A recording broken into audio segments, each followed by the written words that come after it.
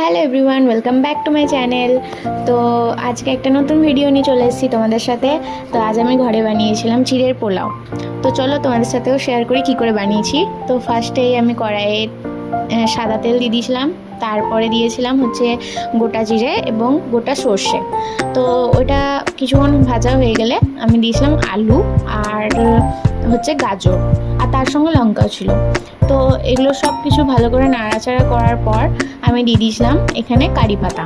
তো কারি পাতাটাকেও ভালো করে ওই আলু আর গাজরের সাথে ভালো করে ভেজে নিয়ে তারপরে দিয়ে দিয়েছিলাম আমি বাদাম।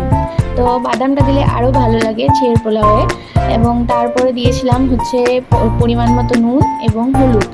তো এটা কিছুক্ষণ ভাজা হয়ে গেলে তারপর দিয়ে দিয়েছিলাম চিড়ে।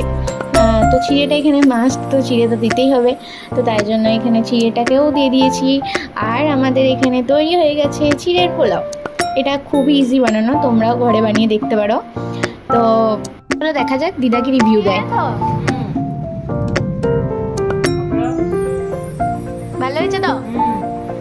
আচ্ছা, ঠিক আছে গাইস। তো এই ছিল আজকে ভিডিও, ভালো লাগলে লাইক করবে। তো আজকের মতো টাটা, স্টে পজিটিভ।